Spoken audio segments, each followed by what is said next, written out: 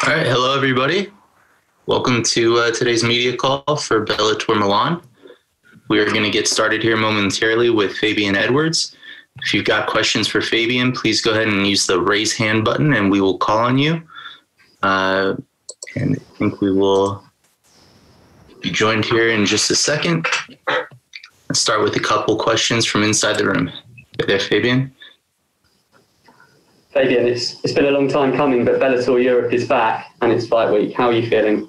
I feel great. I never thought we'd be back like the Europe scene until next year, so I'm happy to be back.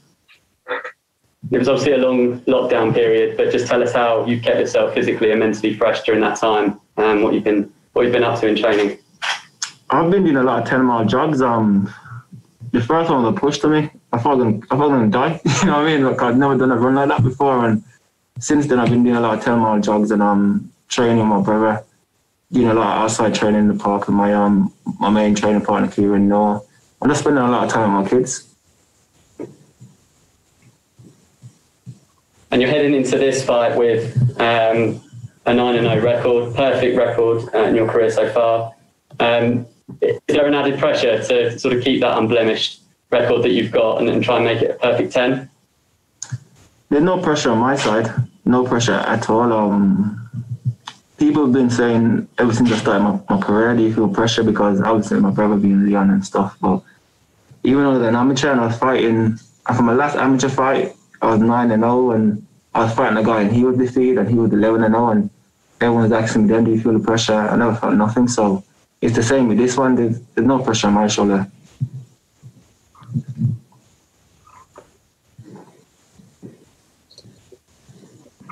All right, we'll go to Sean Sheehan for the first question.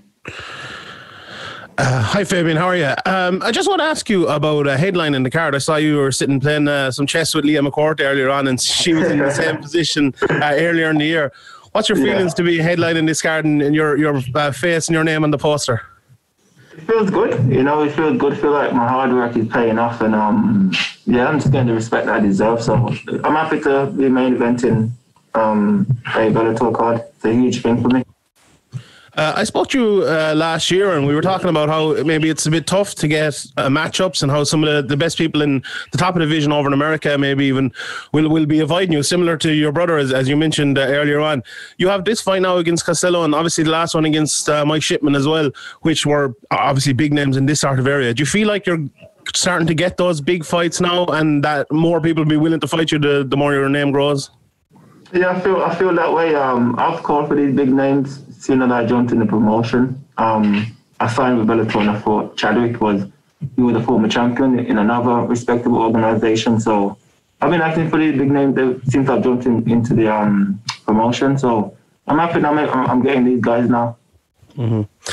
In the first 2.5 years, I was looking at your record today. You fought 9 times, and it's been a 10-month layoff now. You know, as you said, in your amateur career as well, you fought a lot and fought very regularly. Has that been any bit of a struggle? The fact you just haven't been in the cage for that amount of time? Oh no, it hasn't been a struggle at all. I've just been focusing on bettering myself, you know, because there's always room to improve and always skills to learn and put into your game. So that's what I've been focusing on. That and the slam. Mm-hmm. Last thing from me here. Do you feel like this is the last fight maybe before you jump into that next level, the Musasi Lima level, maybe if they'll be fighting soon? Is that where you feel you go to next after this? Yeah, that's the level that I'm going for next. You know, I don't want to be fighting no one else in the UK, no one else in Europe. I want to be fighting these American guys or all these big names. So that's definitely the guy that I'll be calling for next. Great. Thanks very much, Fabian. Appreciate it. Thank you. All right, Santiago. Hi, Fabian. How are you doing? What up? You okay? Yeah, I'm fine. Thank you for asking. So, Fabian, you are 9-0 right now, with most of your wins being actually easy wins. You never really got into any real danger.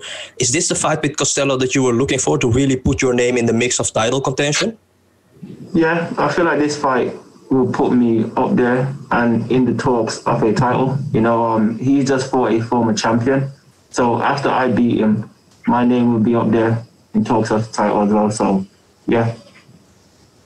Are Jai and Leon going to be in your corner? I'll be having Leon and my training partner Kieran Noah. Jai is over here, but he's cornering one of the other guys. All right, for 2 short questions for me. Would you like to compete in a beautiful city like Amsterdam in the future? I would love to. I might stop off in Amsterdam. I'm a flight back. I might miss my flight to Birmingham actually, and stay over there for a couple of days. So yeah, I like to fight there. Awesome too. And the last thing for me, Team Renegade is the top team right now in Europe. What do you think is the reason for this? I just think it's the energy. You know what I mean? Everyone down there is just so willing to help each other. You know, there's no ego and no one trying to hide anything, or there's no bad vibes. You know, and that's why everyone's bouncing off each other and picking each other up. So that's why we're the top team in Europe. Greetings from Holland and good luck on Saturday night, Fabian. Yeah, thank you. All right, we'll take a couple more questions. Emmett Glenn, line is live. Hiya, Fabian. Just a quick one. Just leading up to this fight, there's been a hell of a lot of bad blood between yourself and Van Steenis online. Is this personal or is this still business for you? It's always business and it's always personal. Doesn't matter who I'm fighting, and that's just how I approach each fight. You know, yeah, and that's all I can say about that. It's personal and business for me because obviously I get paid to do what I do, but at the same time, I hold ill feelings towards anyone that I fight. And where did the bad blood originate from? I know you had a bit of back and forth. Van Steenis said that you were sending DMs and stuff. Has this been going on before the fight was announced, or? No, that was after the fight got announced. You know, but yeah, bad blood. So if you're fighting me, there's gonna be bad blood, and that's it. End off. You know, I'm not gonna be your friend. I'm not gonna have a friendly approach. You're trying to go in there and take my head off my shoulder, so I'm gonna be your friend. You know what I mean? So that's it. You know, that's bad blood. If you're fighting me, I don't like you. I never will. Cool. And then just one last one. A lot of people are saying you're probably the best chance of bringing a title back to the UK, a Bellator title. How does that make you feel? I feel good, but it's already something I knew. You know what I mean? When I signed for the organisation, that was my plans. You know, I wasn't here to make up the numbers and just get paid and go home and be a nobody. I mean, I came into this promotion to win titles, so it's good that everyone else is recognising that as well. Cool. That's everything for me. Absolutely cracking matchup and best of luck. Yeah, thank you, brother. All right, next question from Gareth Davies. Hello, Fabian. How are you doing? I'm doing well. Hi, Good. Can I ask what it means to you? Obviously, you've headlined Bellator before against Mike Shipman at Wembley. What it means to be headlining the first kind of major MMA event back in Europe after 6 months? It means a lot, you know, it means a lot, and it just shows, it goes to show the respect that the promotion have for me. So I'm happy that they can see the potential, and yeah. Where does this project you in the division, a victory over this guy on Saturday night?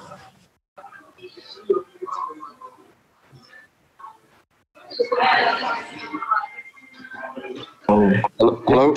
The likes of John Sortler. Hello? Where does this project you in the division with a victory over him on Saturday night?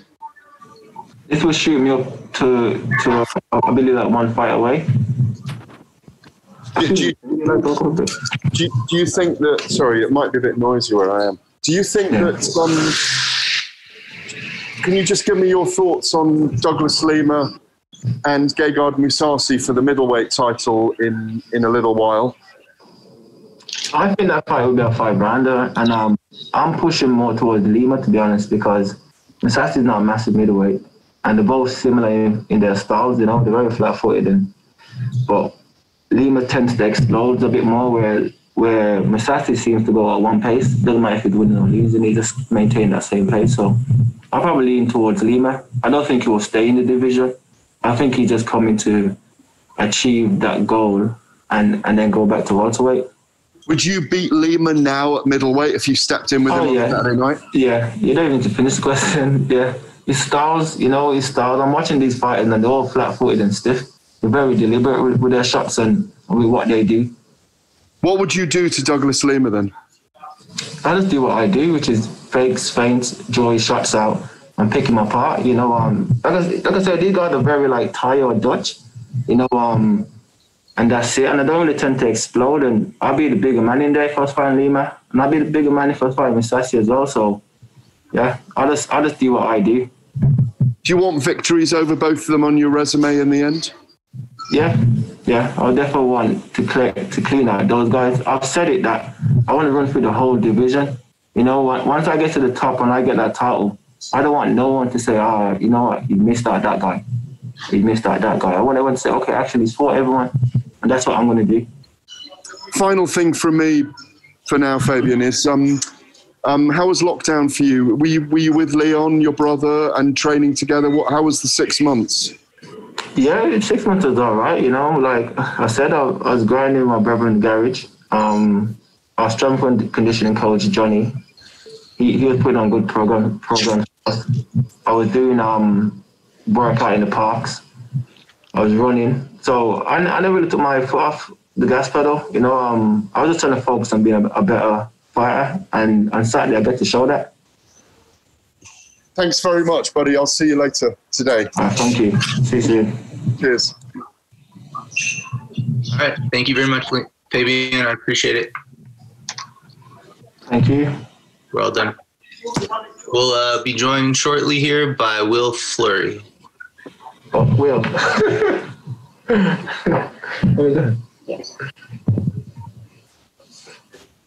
Shit, I don't breathe. Shit.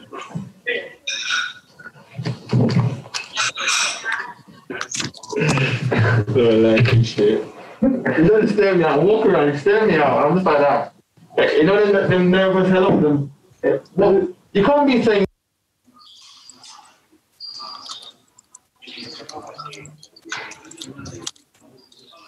Just got out, yeah? Are you allowed out? Oh, he's going out for a cigarette. I'm on a conference call with about 8 of them at the moment.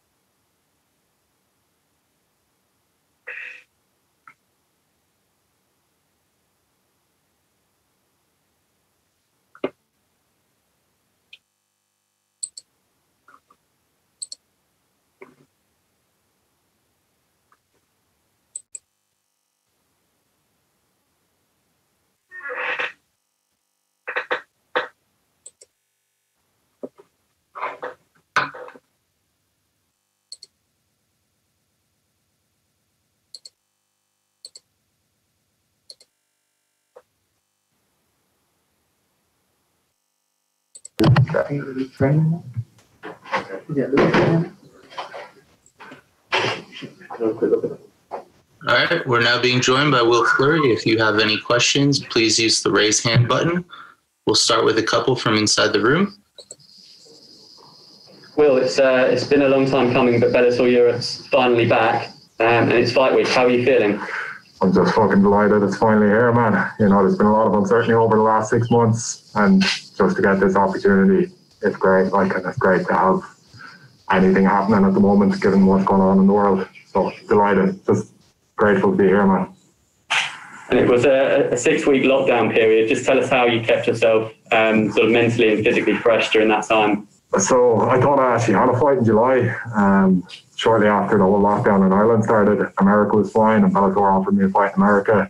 So I signed up for that, and I trained away for that as best I could. I just I had some Olympic weights in my garden, and I just did a lot of Olympic lifting, did a lot of running, did a lot of shadow boxing, and tried to meet up with whoever I could who was able to grapple and who was willing to kind of meet me and train. But yeah, it was tough for a long time there. There was about 3 months in Ireland where things were fully closed down between March and June. So it was challenging, but look, did the best we could with the circumstances. And just going back to Ireland and that Dublin card that you were on, you got the win that night, and shortly afterwards you called out Fabian Edwards, who's on this card. Is that still a fight that's very much in your sights? And are you seeing Saturday as a chance to show him what you can do? Yeah, 100%. Look, Kent's a solid fighter. I got to get Kent out of my way first. But yeah, that's definitely a fight I want in the future.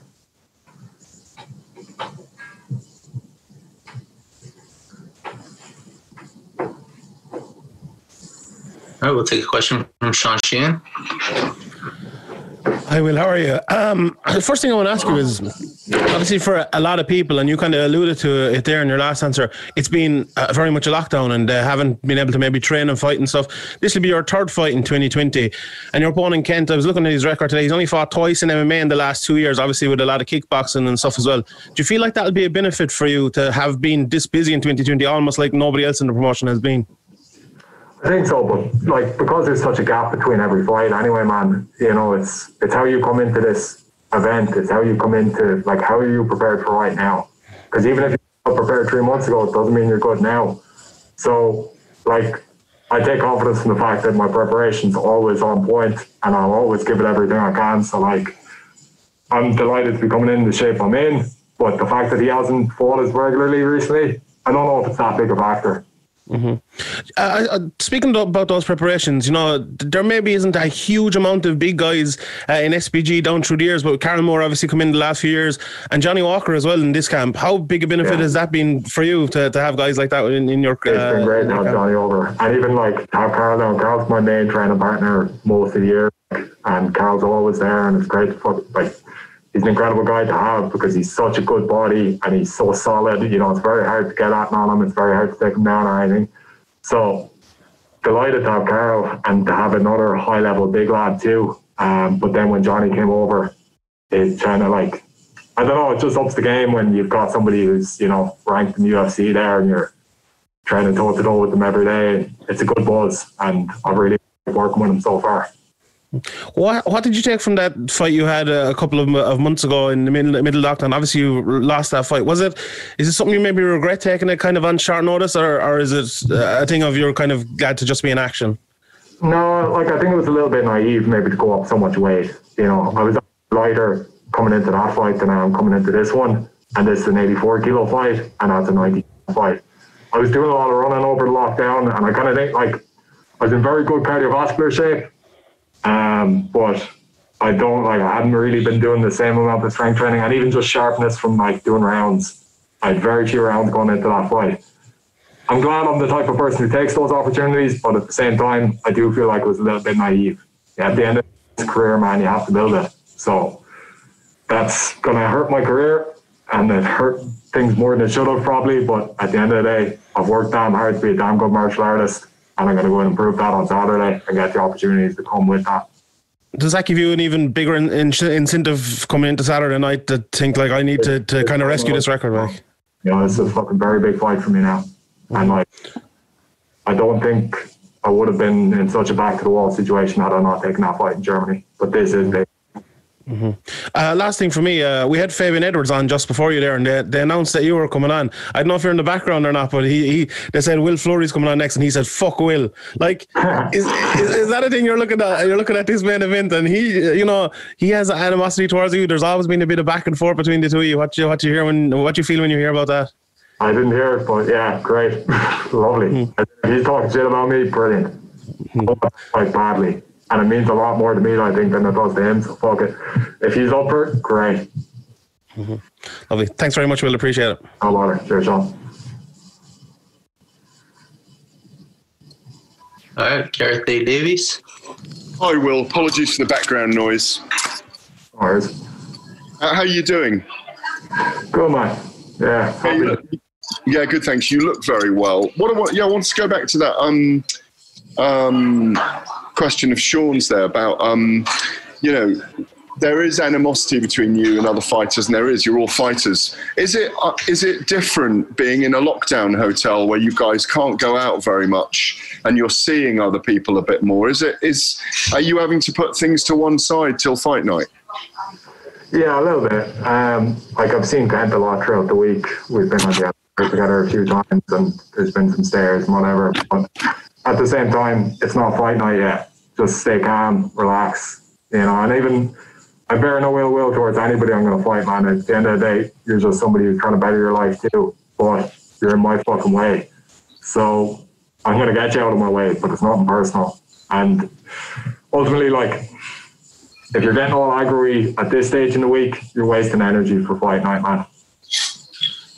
Well, do you think if yourself and Fabian do win, that it should be a matchup on a headline event on one of the next European set of cards? Yeah, bring that back to Dublin. That'd be huge. Yeah. And you're convinced that you beat him, and you because he's being treated a little bit like the golden boy, isn't he? By Bellator and by the media. He's got all this and that and this athleticism. But you have this weird instinct that you're the guy that's going to kind of chop the tree down. Yeah, look, I know what I can do, and I just want the chance to prove that. So it's on. Look, we're talking a lot about Kent's done. I would love that Fabian fight. Brilliant. Thanks very much, Will. Sorry about the background noise. See you in a bit. No worries. Cheers. Okay.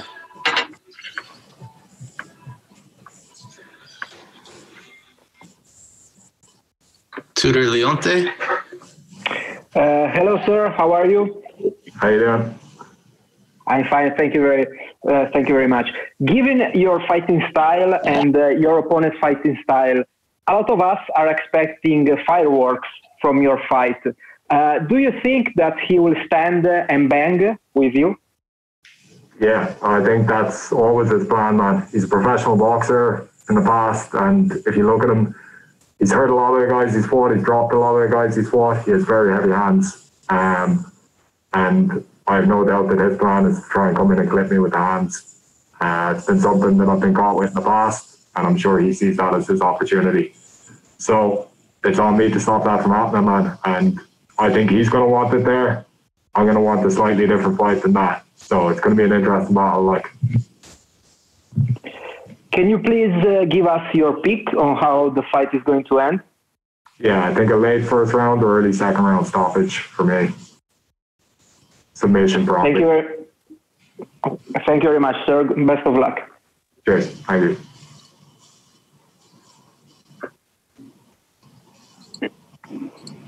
Gareth, have you come back into the queue?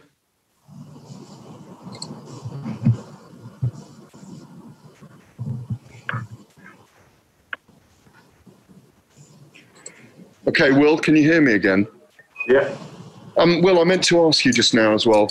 Obviously, Gegard Mousasi against Douglas Lima has been announced for the middleweight title, the vacant middleweight title with Lovato having retired. How do you see that fight going? It's going to be an interesting one. I think Lima's a great athlete, but it's a big weight difference. So Mousasi's a great technical fighter, but at the end of the day, man, he's not that young anymore. And I kind of think maybe the real hunger and the want might be a little bit gone from him. So I think the opportunity is there for Lima. And I'm not a big fan of this, getting two belts thing and clogging up two divisions. So in a way, I'd be happier if Mousasi won. And I like his style. I like the way he presents himself and all that. But I don't think it's going to do any favours for the division if Lima wins. So I would hope Mazzassi will win. But it's an interesting contest, and I think there's a big opportunity for Lima to win that fight. And finally, just following up on what was said just then, are you predicting a sub finish on Saturday night for yourself? Yeah, I think Ken's going to look to come out heavy with the hands, and it's on me to be patient, take my opportunities, and pick my moments. But I'm saying late first round, early second round submission. Looking forward to it, and it'll get a big audience in the UK on Saturday night. Well done, mate. Thank you. Thanks, William. All right, Emmett Glenn. How you doing? Well, just one question in regards to Johnny Walker being in the camp. How has that helped you evolve your game? Is there anything you've taken from him that you're bringing into this fight tonight or tomorrow night? Yeah, there's definitely been a few little bits, man. He has some very weird, tricky elbows and knees that he throws, and he uses his length quite well. So he's an odd kind of an athlete where he doesn't seem as explosive as he is. He just uses weird little movements to set things up where he kind of disguises something and then boom, it's out of nowhere. Definitely in the striking game, I've picked up a few little kind of tricks, if you want, from him. But yeah, just in general, having him there, he's a very enthusiastic guy. You know, he's a passionate fella and he gets in, he trains hard, and the two of us have been working together a lot. So it's just been fun having him there generally. Perfect. Thank you very much, Will. Cheers, man. All right, thank you very much, Will. Appreciate your time. We'll be joined next by Mike Shipman.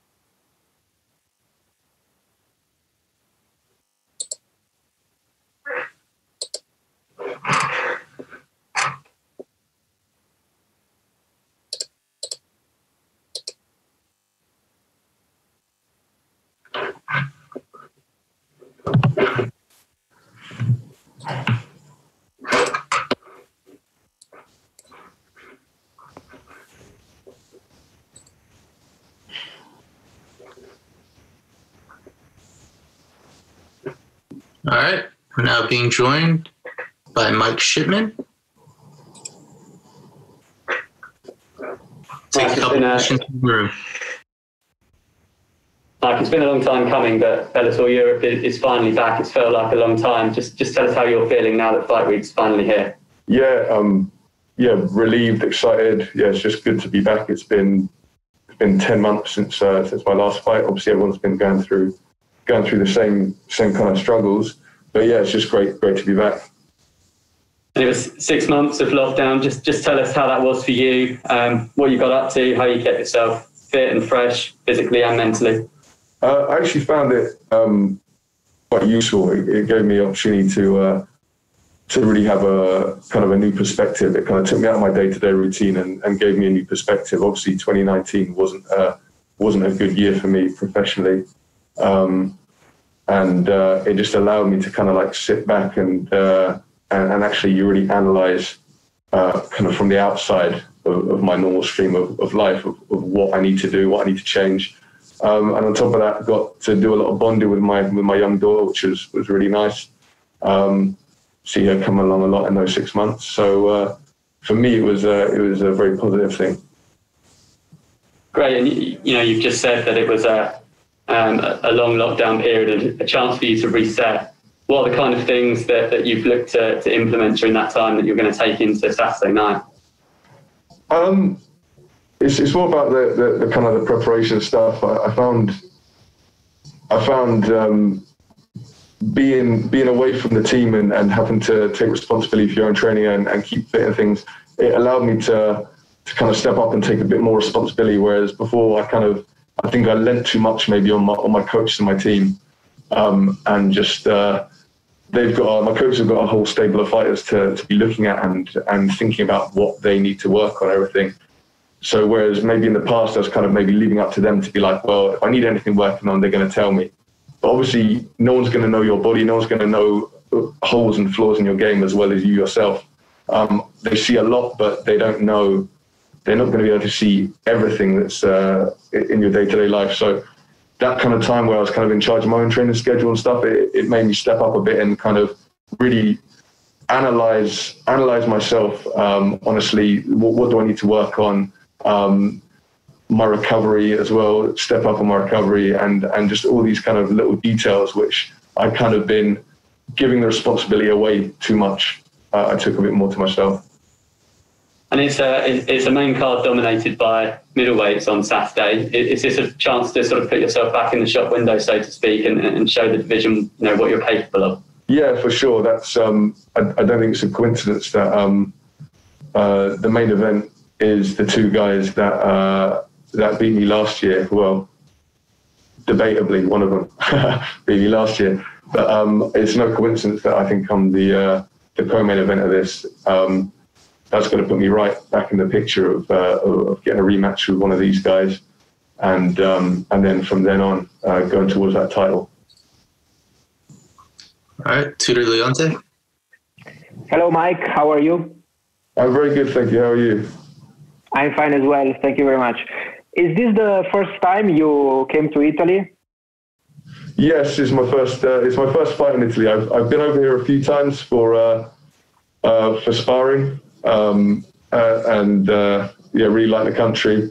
I've come here to Marvin Vettori used to train at Shoot Fighters, so I've been over to train with him in the past, I've been a couple of times, a couple of different gyms. About your upcoming fight, did you get the chance to study the battle between Charlie Ward and Pietro Penini? Yeah, I watched that. What do you expect from your opponent on Saturday night?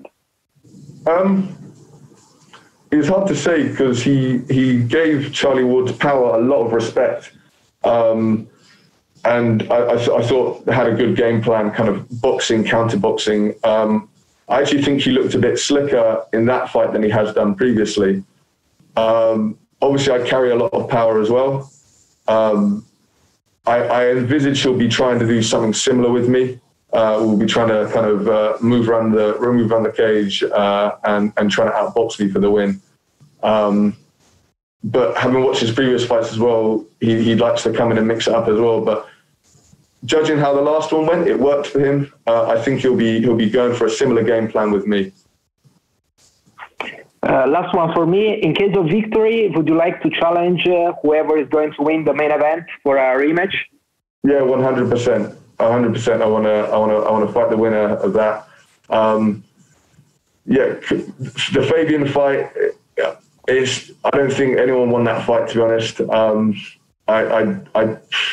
It's a loss on my record, and there was lessons to be taken from that. I'm not happy with my performance, but I don't see how he can be happy with that either. That hasn't been settled as far as I'm concerned. The Costello fight, I got caught. That was his win. But for me, again, I watched that fight and I know how I feel in that fight, and I feel that's a winnable fight for me as well. I felt like I was in control, and he caught me, and that's the game. That's MMA. But I think we run that back again. I think I win that fight, and on top of that, I think it's impossible for me and Costello not to have a great fight, just from how our styles are. I think someone's going to get knocked out in that fight.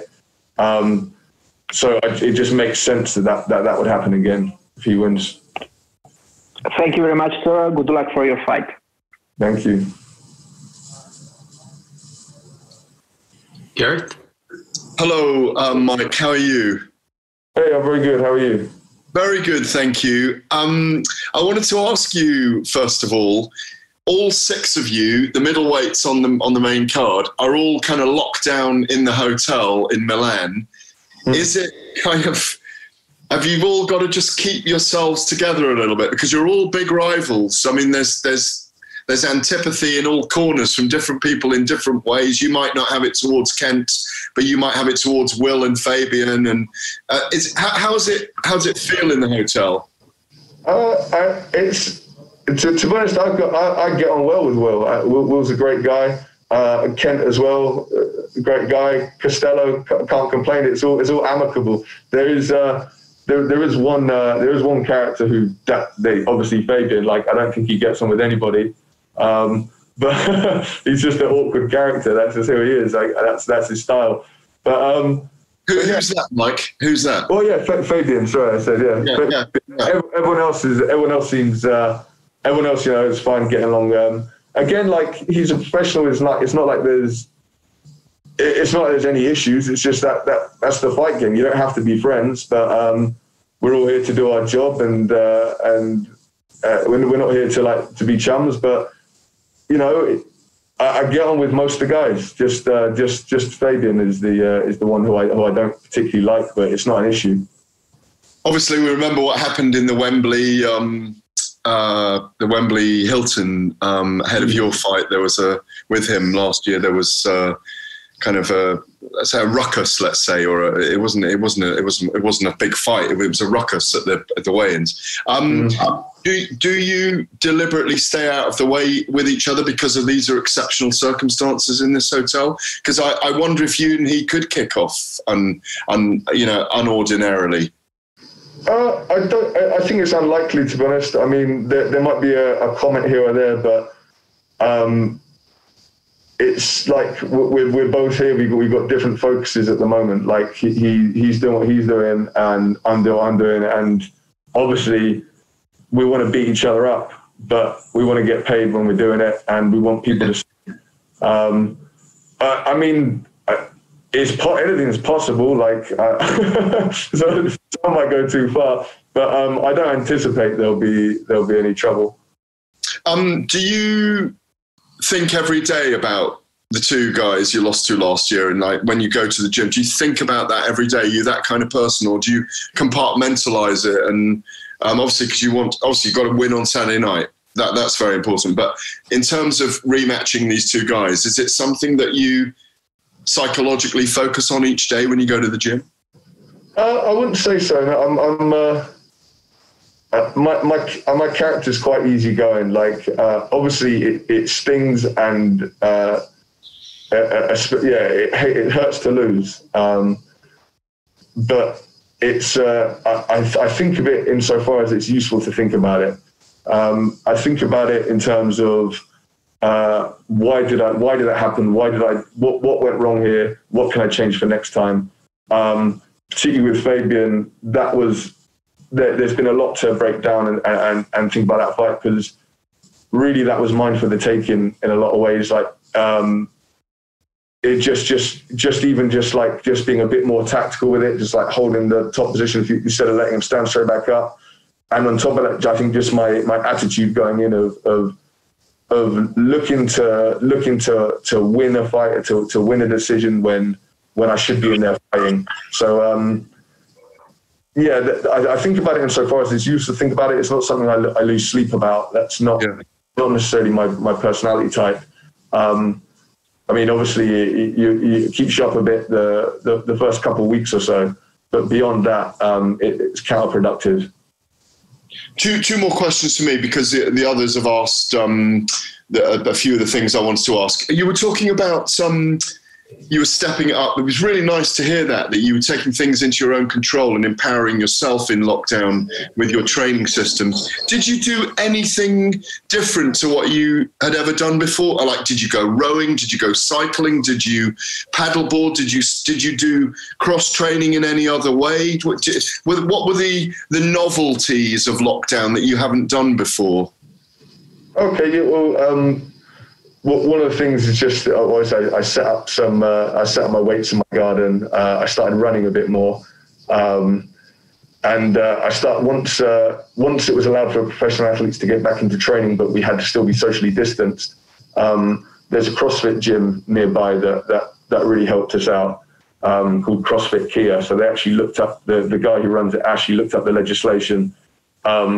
And he got us back training slightly earlier than we would have done otherwise, which was very useful. But mainly the thing was, it's not so much the training methodologies or anything that I needed to change. I mean, it's like learning Shiva as the coaches, they really know what they're doing. But what I'd done is I'd become a bit psychologically lazy in terms of I trusted the coaches so much that I put all of the burden, all of the onus on them. So when I was done in the gym, I didn't really have to think about it anymore, because they took care of the thinking, they took care of what I needed to do, what training, what I need to work on. And then just doing the just having that time on my own and having to take it into my own hands, I realized that there's so much more I can be doing in terms of my recovery could be more on point. I can be sitting down and just breaking down the things I need to, like mentally breaking down my day, what I need to work on, what I need to improve, and then acting that out through shadow boxing, which is for me a tool. I've told so many times how invaluable it was, shadow boxing, but really I hadn't really done it as much as I should have done and visualized as much as I should have done. So again, that was very useful. So I'd say, it was about just taking responsibility for my own development and the holes in my game. The vacant title's coming up. Your quick pick on Douglas Lima against Gegard Mousasi. How do you see it, Mike?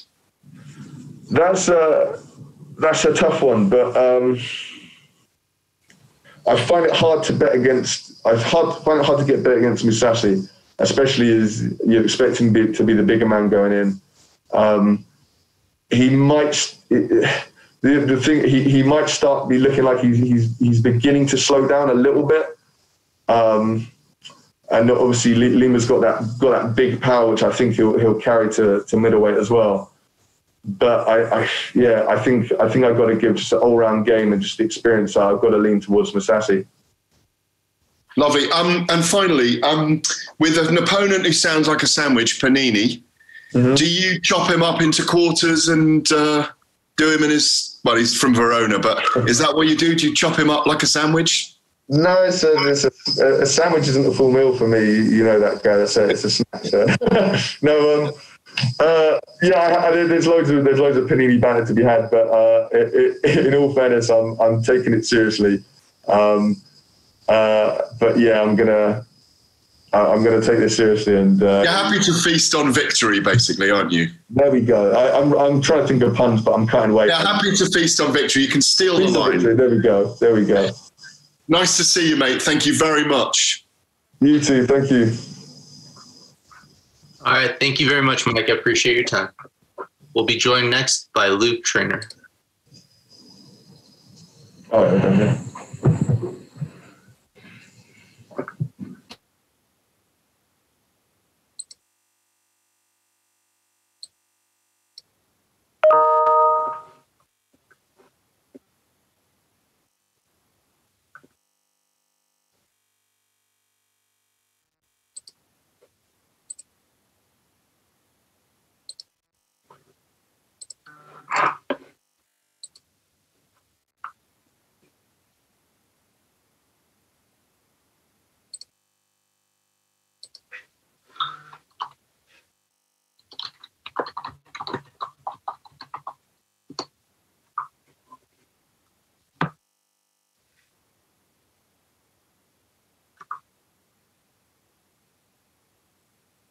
It's a good job I'm here.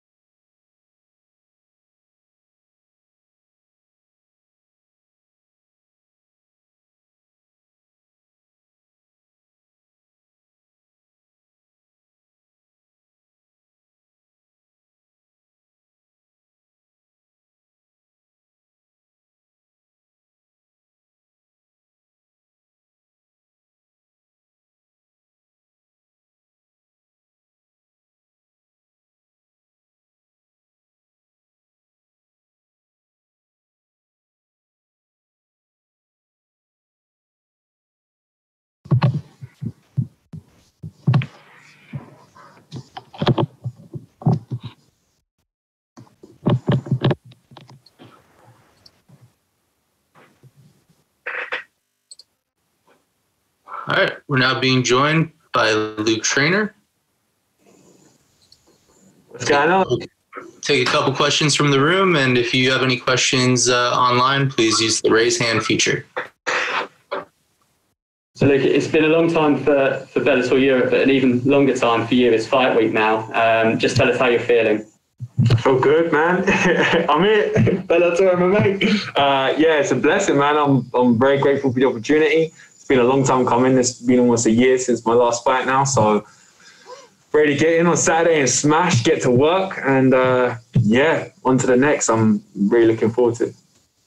And just tell us over lockdown, how have you been keeping fresh? It was a long old time, just mentally, physically, what were the things you were doing just to keep on top of your game? Do you know what? I've had a few questions like that. My camp for this fight has probably been my best to date. The fact that I've had no major injuries has been amazing, not like my last camp. But I've been training at home, I've been making it work, and then my coach, my main training partner, we've been keeping active, we've been keeping that work going, whether in a park or flipping Tesco's car park, it's all good. We've been getting it in, and then my gym, Titan Fighter, opened back about 6 weeks ago now. So yeah, we've been putting in the work. Camp's been excellent. I've got no complaints, and yeah, physically I'm in shape. Mentally, this is the best I've ever felt. So 100%, I'm ready to get it. You sound absolutely thrilled to be here. Just tell us in your own words just how excited you are to be making your Bellator debut on Saturday night. Dude, for me, this is life-changing. I got the opportunity after I fought in the tournament back for EFN in October, and it was marketed as a life-changing contract and the big step of my career. And I've really noticed that now. You know, I was at the airport with my dad yesterday, and I got picked up with someone with a name on my card. Like, normally I'm used to someone dropping me off at a leisure centre or a strip club with sticky floors, and now I'm fighting in the flipping arena in Milan. So no, this is it's amazing. The experience so far has been great, and I haven't even got to go fight and do what I love to do yet. So it's been amazing, man. I have no complaints. I even get free food, which is I had fish and couscous today. What? Yeah, it's been good, man. It's a real fun experience, and like I said, the best part hasn't even come yet. So I'm really grateful. And you're very used to fighting on home soil, but this is the first time, I believe, that you fought away from home. It won't be quite the same as having a packed arena, but how does it feel to be, travelling away and fighting in another country?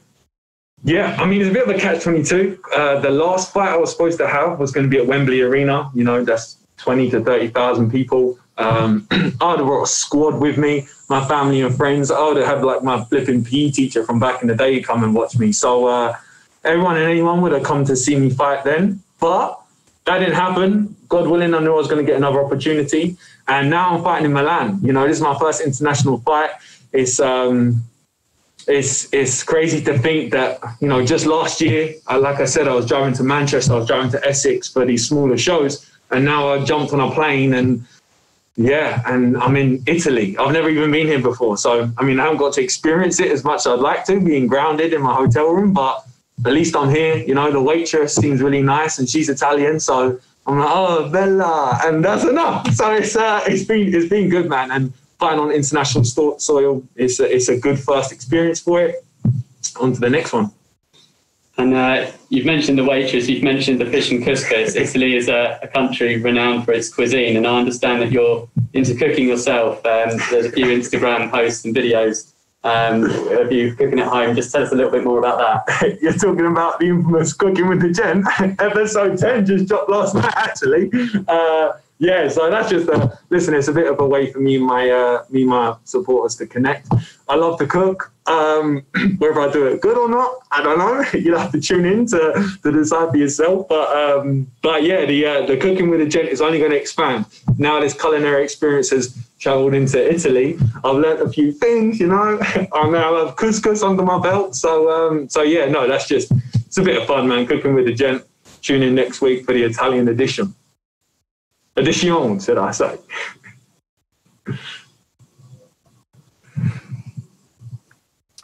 All right, Tutor Leonte. Hello, Luke. By the way, your Italian sounds really great. Ciao.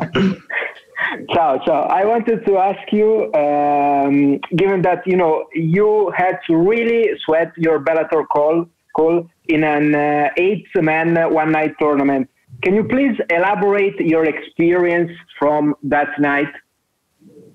Yes, sir, of course. So I had 3 fights in one night.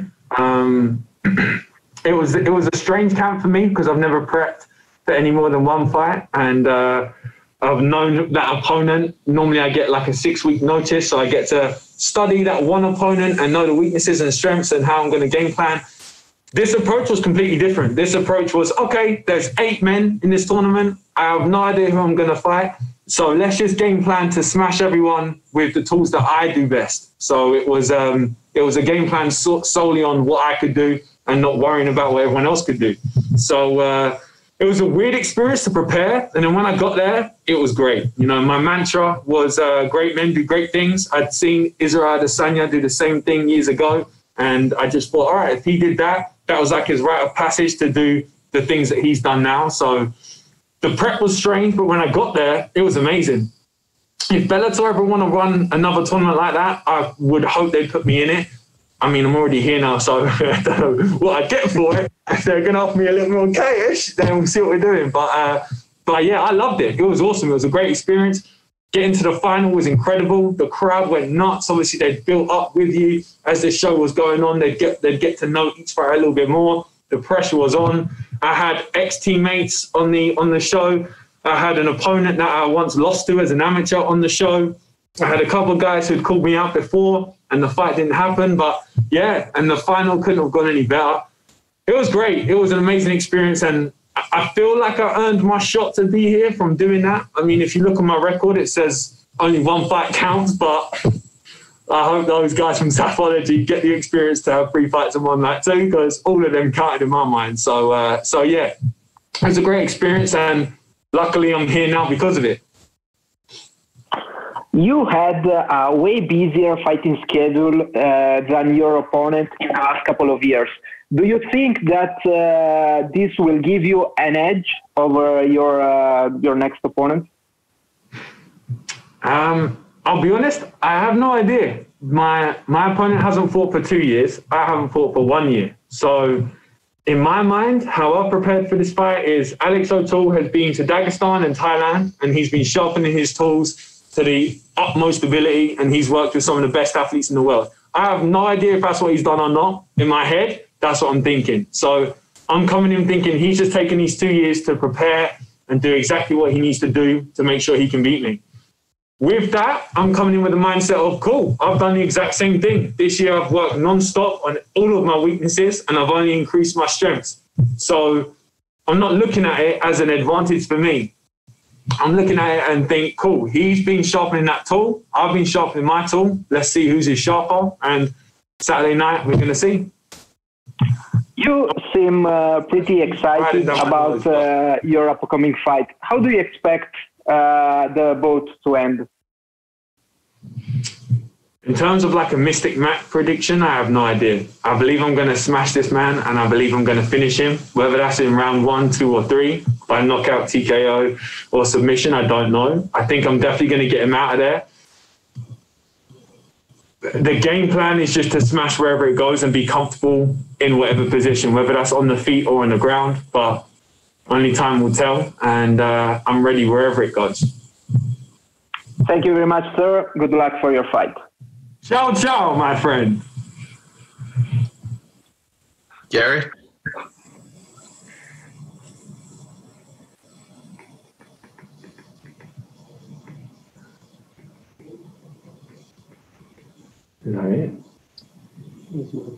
Okay, I'm unmuted. Hello, Luke. How are you? Oh, hello, sir. I recognize your voice. BT Sports, shout out. Hello. I'm good. Listen, it's really fantastic sitting here listening to you. You can't see us, can you? No, sir, I cannot. I've got to commend the pure enthusiasm. It's like seeing a giant or a young giant with the enthusiasm to take on the world. And it's very, very exciting to see from our perspective, and certainly from mine, how into the whole experience you are of this, Luke. And I just want to ask, before you did the tournament last year and you got your place, if you like, everything's a reality TV show these days, basically, isn't it? Mm-hmm. You got your place in Bellator. What were you doing beforehand? You're a huge guy. You're very athletic. Was it always fighting? I mean, it's not even always fighting now, sir, if I'm honest. My goal is to be the greatest of all time. That's been my goal since I started MMA at 18, and I hope that's going to be my goal until I retire.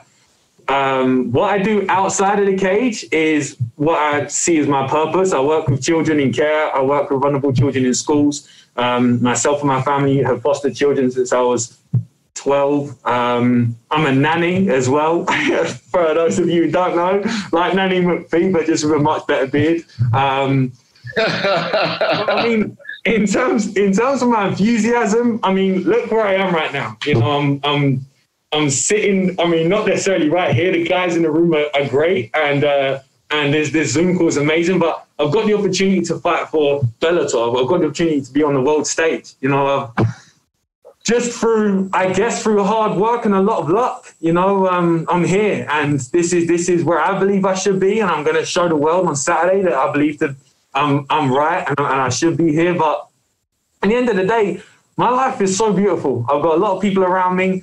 I've got a lot of stuff outside of fighting. I've got a lot of children that rely on me and depend on me, and that gives me real purpose and passion in life. So this is all extra. This is like, it's beautiful. I get to do what I love to do on Saturday. And then when I go home, I'm back to being Luke. You know, I'm back to next weekend. I've got a weekend of nannying. I'm back into the schools. You know, I've got a couple of things, charities in my community. So yeah, man, the passion just comes from realizing that this life is beautiful. It's very short. So I'm not going to be moody, man. I'm smiling. You can't see it right now, but I'm smiling cheek to cheek. So yeah, I don't know. Does the fact that you can also create a huge platform for yourself as a fighter mean that you will take that back to this thing that you obviously so intrinsically love as a human being, that you're wired for connection with other people?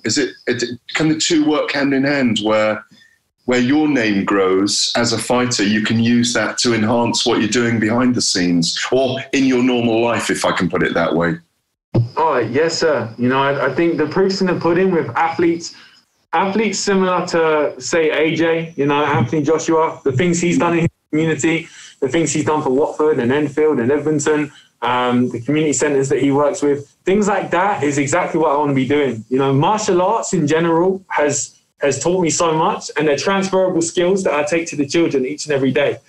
Now, as my name gets bigger and as my fortune grows, people I'm hoping will gravitate towards me because of that, and then I'll be able to use that to do more good. You know, I've got plans to open up orphanages. I've got plans to do more work with schools.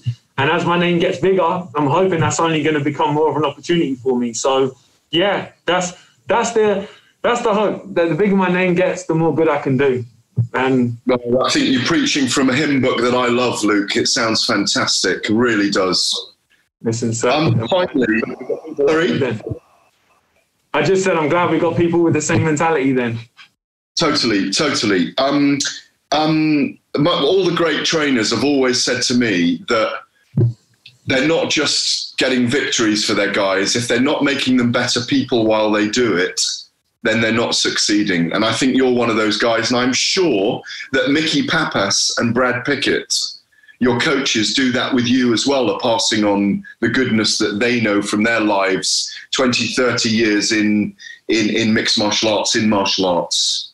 100%. 100%. Yeah. Mickey and Brad are amazing. Brad's created his own team now with GB Top Team, but he'll always be an influence for me. He's always a guy who I can call on whenever I need, and he installed a lot of good technique, but also morals in my life. And Mickey Pappas, to this day, man, he's a huge influence in my life. He's a wizard of the sport, and he also prides himself on trying to be a good human. So yeah, I try and surround myself by like-minded and good people. Hopefully it'll work. Hopefully one day I can be as good as them guys. Hopefully, you know, but it's a work in progress. Thank you, Luke. Look forward to meeting you later. Great words, mate. Great words. Pleasure, sir. Thank you. All right. Thank you very much, Luke. We'll let you go and be joined shortly by Costello van Steenis. Have a beautiful day, guys. Thank you.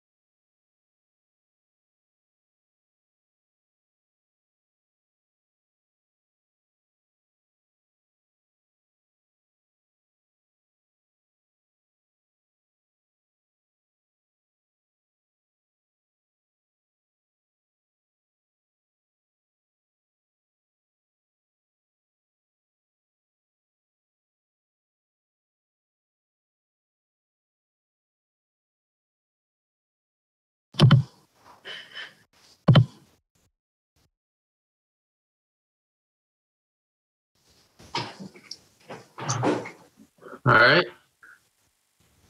We're now being joined by Costello van Steenis.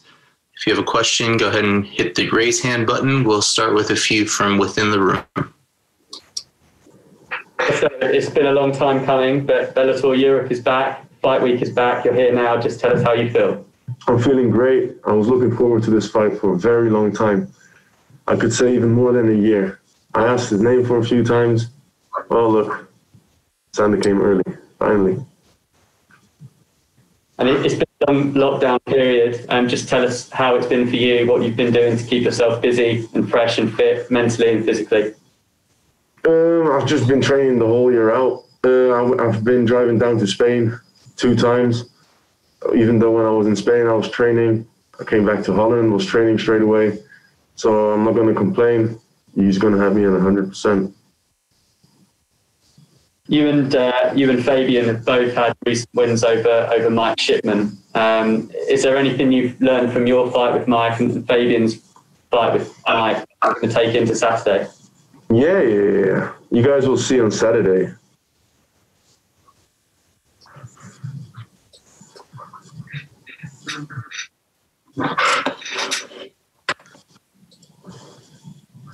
All right, we'll open it up. Santiago?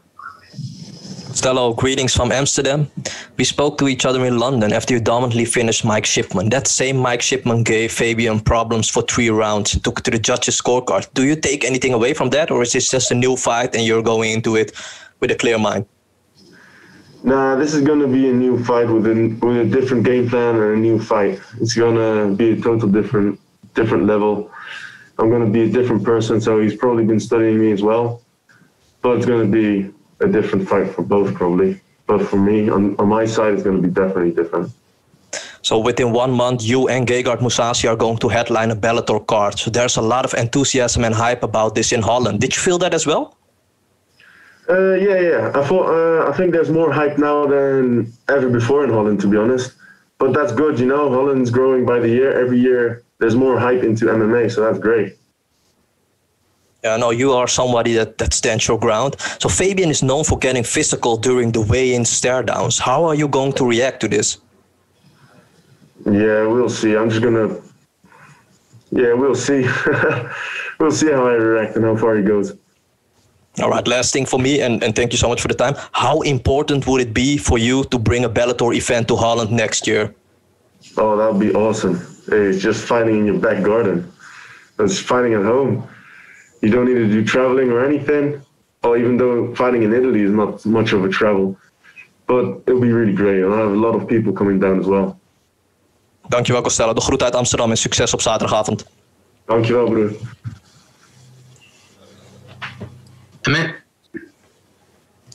Costello, thanks for your time, buddy. Just a quick one. The beef between yourself and Fabian, how real is that? We know he slid under the DMs after the Shipman fight, but is there an actual anger there, beef surrounding this fight, or is it just all for the show? Nah, I think from my part, there is beef. Like, he's the one I wanted to fight for a long time because of his attitude. He's got a very cocky, stupid attitude, and I believe his part is probably fake because he does it with everybody. So, yeah, it is real, but yeah, it's real. Cool. And then just if you manage to beat Fabian on Saturday night, where's the next step? Is the rematch with John? Is that something you would consider, or would you like to move further along the line? No, after I beat Fabian, I'll definitely fight John Soler again. I don't know if he's up for it, but I don't mind, actually. I'll fight anybody after this fight, whenever. As long as I'm healthy, I'll just say yes to everything. Cool. Thank you very much, buddy, for the fight. John Soler next, because, yeah, I don't believe we finished this fight. It was like, could have gone both ways. And if it was championship rounds, we'll probably have ended differently.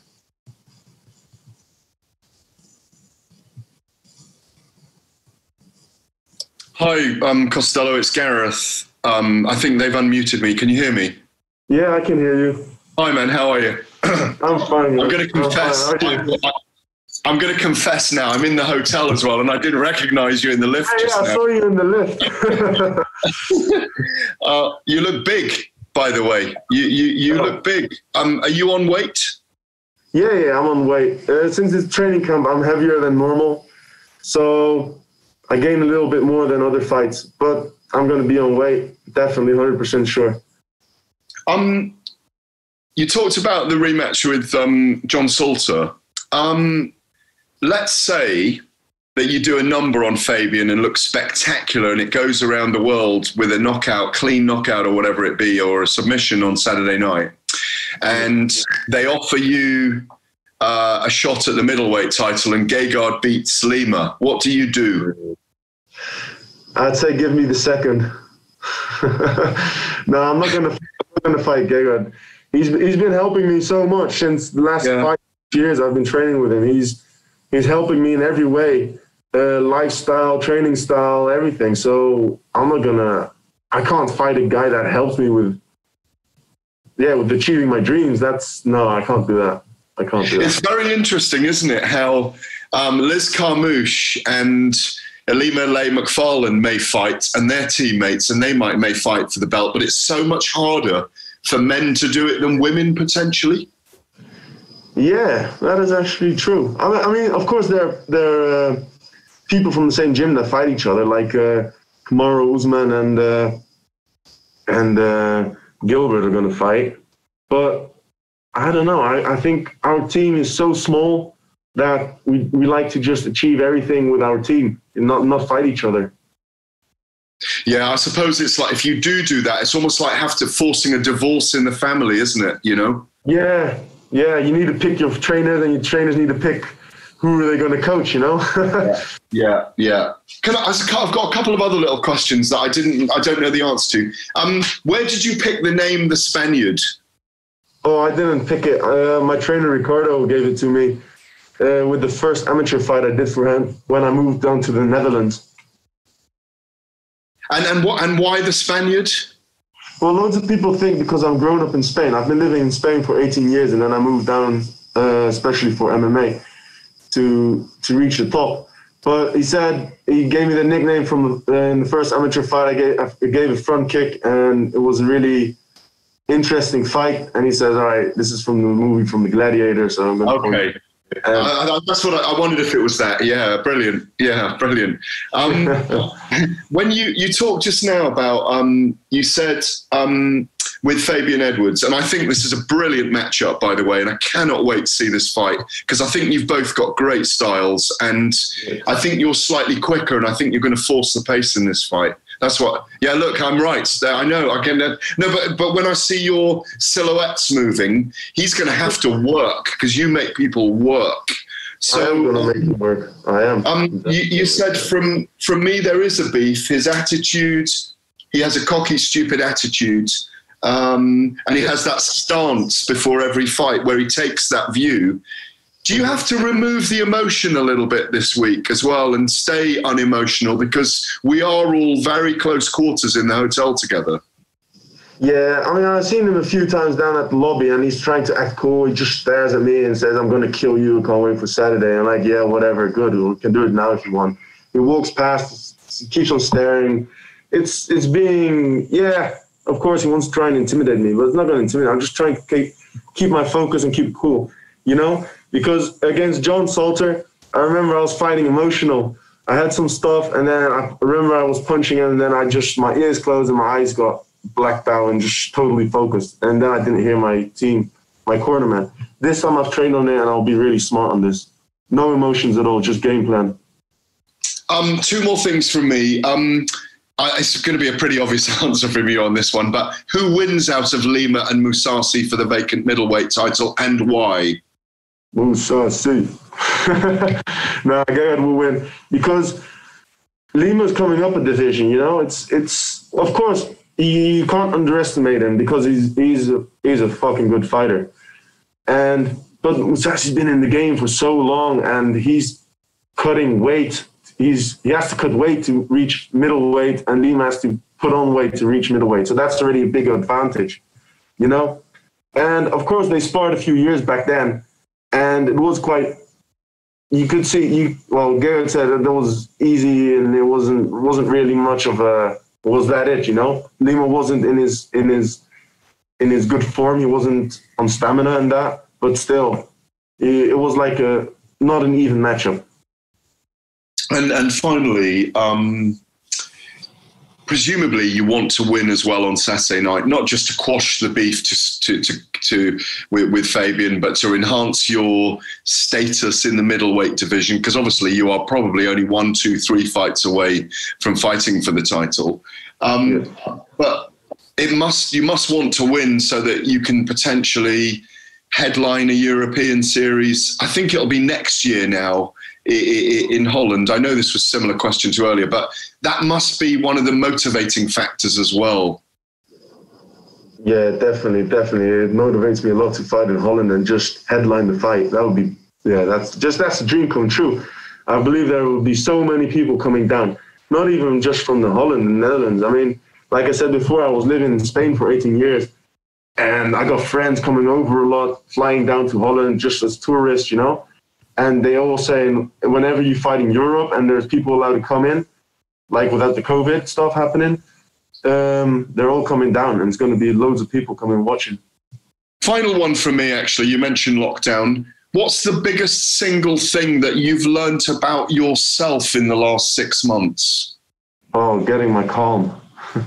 Yeah. Being calm, being down in earth, you know, just relax and just concentration, having good concentration, yeah. Thanks, bud. See you later. Thank you. Thank you, man. Good speaking to you. Tudor Leonte? Hello, sir. I wanted to ask you if you could please elaborate what did it go wrong in your last fight, the one against John Salter? John Salter, what I did wrong over there, I was fighting. I was fighting with emotions that night. And what happened was we were sticking to the game plan. The first 30 seconds was great. And then after he was going to come in, I hit him with the right hand straight. And that's when I saw fear in his eyes. And exactly when I saw fear in his eyes, it gave me like, I don't know, I thought I had some superpowers or something. But it put my eyes on vision, it closed my ears, and I came in with a flying knee. That was a no-go against John Salter because he's a really good wrestler. Well, at the end, I did that, and I landed on my back. If you see the fights, all the times that I was landing on my back, it was because I was jumping with a flying knee or I was doing something stupid. The times that he tried to pull me down to the floor, I actually defend that. So hopefully I could have a crack at John Salter in the future again and make up to my mistakes. What are some major changes you had to make in training camp given the ongoing COVID-19 emergency? Not much of a change. I mean, at the beginning, I was going down to Spain to get some good training done because back in the Netherlands, we couldn't really train and the weather is really crappy over there. It's always raining. So when the sun was shining, we'd train outside, but we also had to be 2 meters apart from each other. So my brother and I drove back down to Spain. We were living there in the forest. It's always nice weather and people we secretly meet up with friends and people that train, and we just had some training done. Then we drove back to Holland. We were training a lot in Musashi's gym and at the same places where we always train, to be honest. You obviously have studied your next opponent, but I want to ask you, what makes you believe you will be the first man to inflict a defeat to Edwards? Because of my style. I believe of my power and my will and my style. I'll be the first man to defeat this guy in a brutally bad way. Thank you very much, sir. Best of luck. Thank you very much. All right. Thank you very much, Costello. We're all done. We will let you go and be joined shortly here by Kent Kauppinen. All right. Thank you.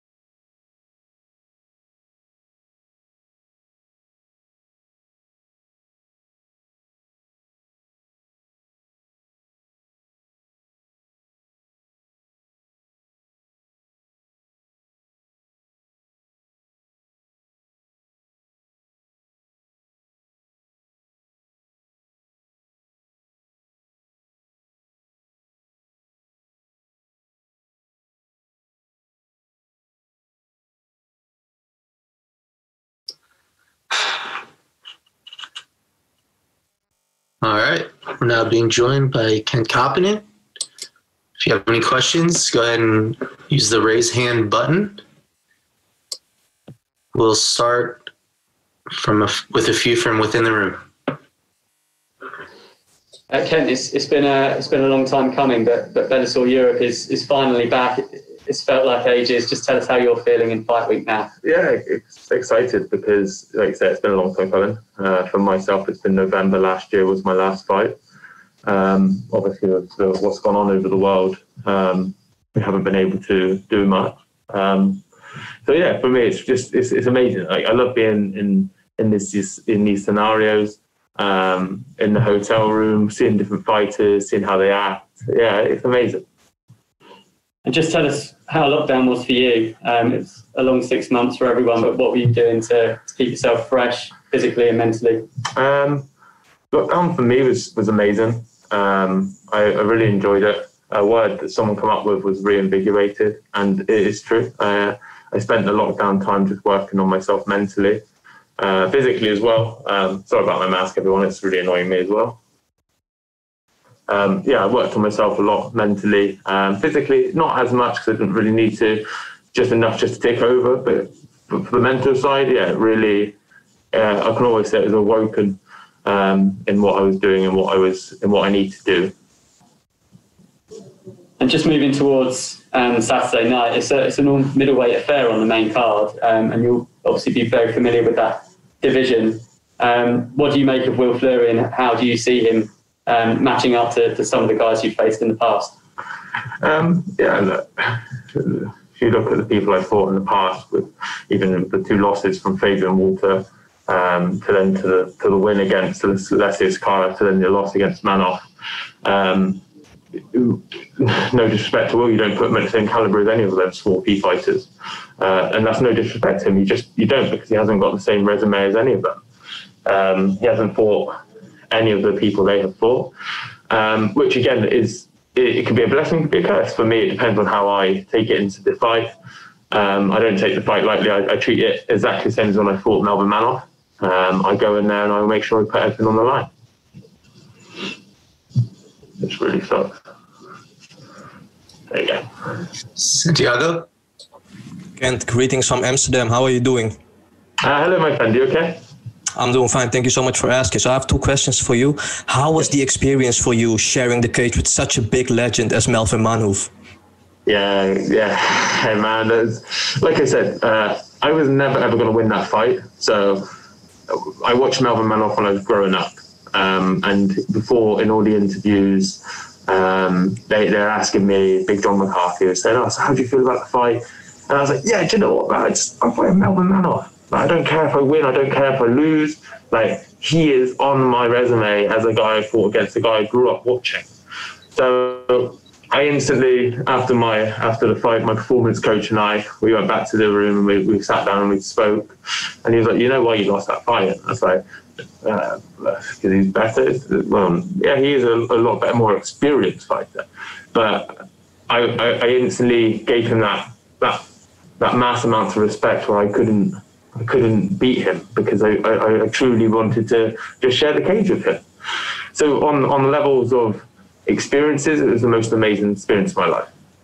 Beautiful how you speak about him. He's also from Amsterdam, the same city as where I live, and you got me a little emotional, man. Beautiful how you spoke about him. Last question for me. Look at the end of the fight, how emotional I got when I was like, I hugged him and I put his hand up. I was like, yeah, Melvin Manoff. Like, come on. Like, what a guy. Yeah, that was beautiful. Last thing for me, that was not only a fun fight that you had with Melvin, but also a very close fight. Would you like to rematch Melvin Manoff in 2021 during an Amsterdam Bellator event? No, because I'm middleweight. I don't think he wants. Well, two reasons I won't is, one, because I want to stay at 84. Like I fought Sakara at 90, light heavyweight, and I fought Manoff at light heavyweight. That's not me, because I had to stay at that weight. I had to eat more than I normally eat. I was putting on. I had to stay, and I found, I think I weighed in for Manoff. I think I weighed at 90 kilos when. So her 200 pounds, I think the max is 205. And I was eating a lot. And no, because it's done. Like, I don't need to. I know Like, I know why I lost that fight, and I know the reasons why I lost it. And I wouldn't want to put myself mentally in that situation again where if I fight anyone else, I can take away that respect for them now. Like, the respect I had for Melvin Manoff, if I fight someone else, I don't have respect for them. I'll always have respect for Melvin Manoff. We would still welcome you in Amsterdam, and good luck on Saturday come fight night, sir. I'd love to fight in Amsterdam. Thank you very much. Gareth? Hi, Ken. It's Gareth A. Davis. How you doing, bud? Very well, thanks. So yourself? Very good. Now, you're a fascinating character, and your life's changed enormously, hasn't it? You know, from soccer, from a term in jail, all kinds of things. And, you know, you're an incredible person now, and it shines through in you as well, and we see it a lot. I agree with that last journalist as well. You didn't just fight Melvin Manhoff, a hero of yours. I was there cage side. It was an incredibly close fight. And I reckon if you hadn't seen Melvin Manhoff, you might have won that fight, if you know what I mean. But what I want, you've already developed a reputation. We've seen it with so many MMA guys where they go through an early period of their career and they're developing. They get their man strength, in inverted commas, and then they're just so relaxed in the cage, relaxed with what they're doing and experienced that they can take on anyone. You've shown that. You know, even the Alessio Sakara, I mean, he's a big name as well. You've got a victory over him. He's a legend in the country we're in right now, in Italy. So you must be quite happy where you sit and know that if you just keep the wins going, you're going to get that title shot. You're going to fight more big names because physically you're a handful for anyone. Mm-hmm. Yeah, no, I completely agree. Again, if you look back to when I fought Fabian Edwards.a.m, I was not focused on this sport. I was still doing other sports. I was still playing Aussie rules football. I was a professional boxer fighting I had 20 fights in 1 year in professional boxing, as well as fighting Edwards.a.m and Fabian Edwards. I was just looking for money, a means of money, where when I got offered the Sakara fight, someone said to me, look, if you win this fight, you will get looked after by Bellator. And what do you mean? They said, well, I'm sure they'd give you a contract. So I put everything into the Sakara fight. Someone said to me, reinvigorated, and that's what happened. Like I was born. I realised that if I give everything to one sport, not 3-4 different sports, but still playing football, I was still fighting professionally. So I was playing semi-professional football, earning money. I was playing Aussie rules football, not earning money, just for fun. Fighting boxing professionally for money. And then I was just fighting for Fabian Edwards. You look at my physique, you look at me as a person, you look at Edwards.a.m. I was fighting at 170 pounds. Like, I looked awful. I wasn't invested into the sport. After the Sakara fight, I invested myself, and we are here now. And yeah, I think the fact that I've really invested myself into just one sport, not multiple different sports, I believe I think I'll be a trouble for anyone. Yeah, and I do hope you keep progressing and get that world title fight. It was fascinating what you said just now about being awoken through lockdown. A lot of us had quite similar experiences where we had to pause in our lives, you know, and we saw nature in a different way, and we saw nature react in a different way. We saw waters in Venice return with fish in the water, didn't we? I don't know if you saw all the things. We all went through a life change. And when you say that you went through mental changes, are you able to elaborate on those at all? It is one of them, for example, just concentrating on one thing. Yeah, well, the main thing was concentrating on one sport, because I was so naturally gifted at all sports. Whatever sport I did, any of my friends, but you can do any sport, and I did. I was always busy, let's do this, let's do that, I'll do that. Where now it's, let's step back, let's focus on what's at hand, what task we can achieve, and let's actually, because I'm only 28, Like, I've got, well, Melvin Manos is 43 and he had a fight. So potentially I can fight up to I'm 43 years old. I'd love, and I think he had a world title fight at 41 or 40. So if I give everything to this one sport now, and I am, like, over lockdown, my mental is just focusing on everything I'm going to be doing for training wise, mental, meditation, breathing exercises, everything I am doing is solely for this sport and to become the best I can be. And just this one sport, not hundreds of other sports. Looking ahead, I've got two more little questions. Looking ahead to Lima and Mousasi for the vacant middleweight title, how do you see that going, Kent? Tough fight. I really like Mousasi, and we all know Lima's deadly. It's difficult, in my opinion. Difficult pick, yeah? Yeah, I couldn't. I would... Tough one. Literally flip a coin. If you look Mousasi, I'd tell you Mousasi.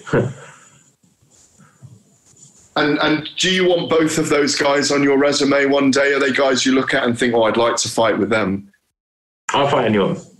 From now on, I'll happily fight anyone. Mentally, I can cope with anyone. Doesn't matter who they are.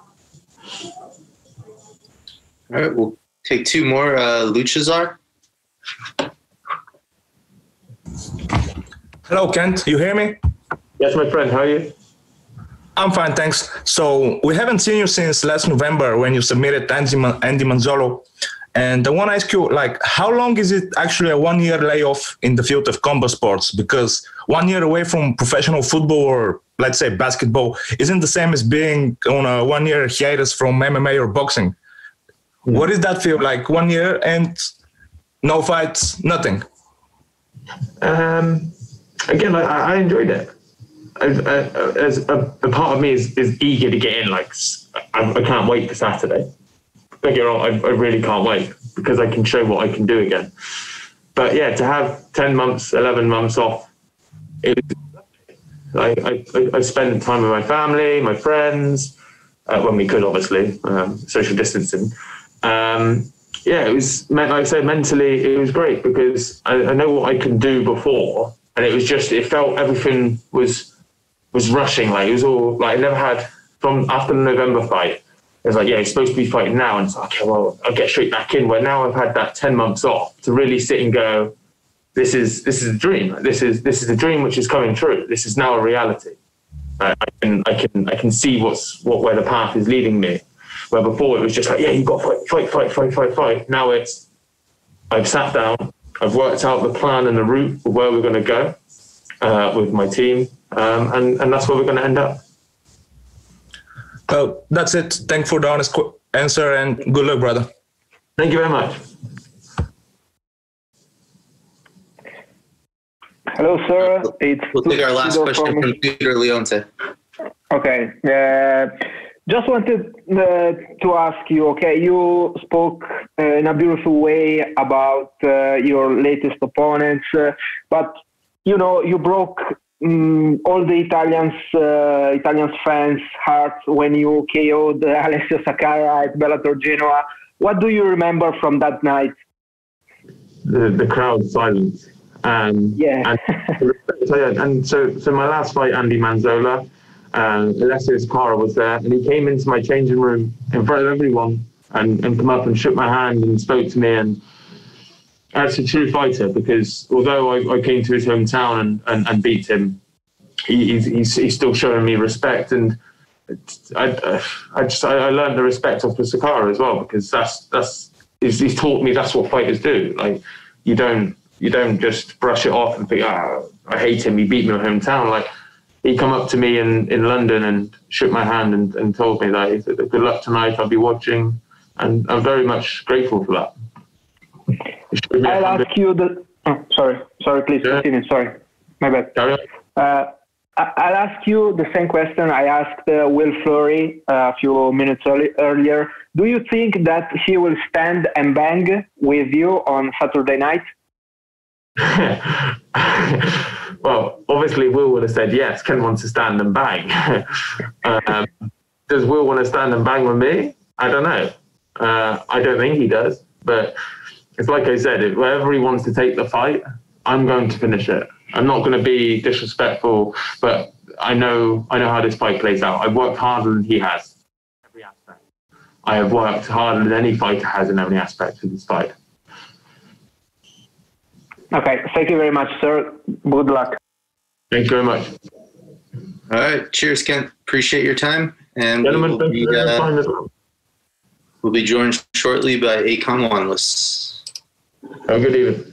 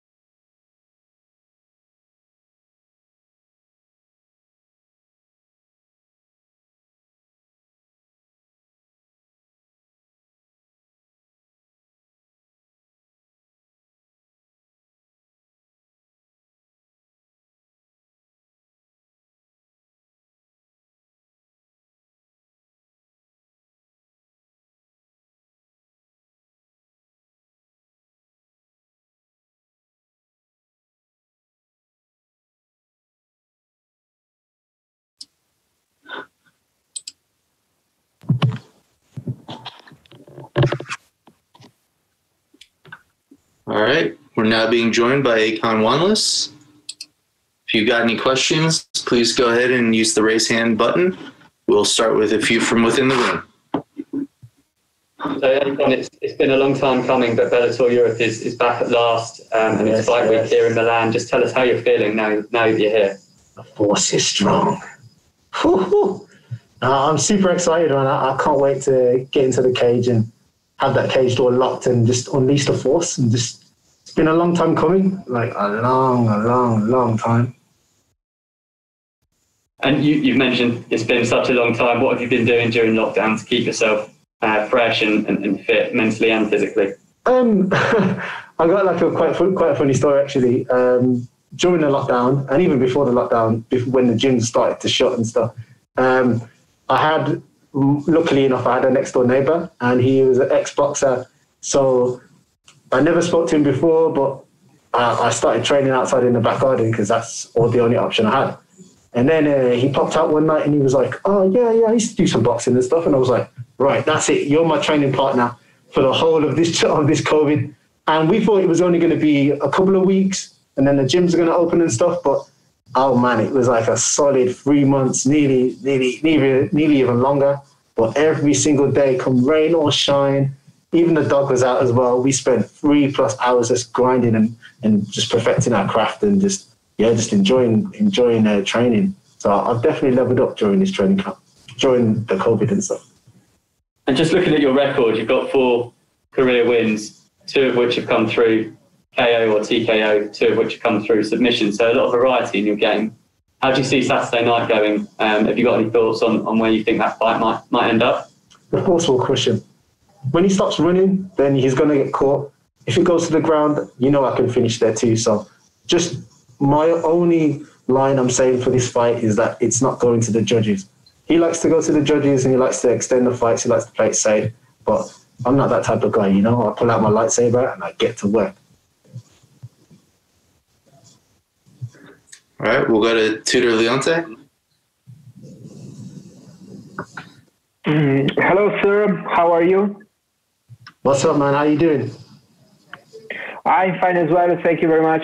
I was curious. How are you planning to fight against, a fighter that has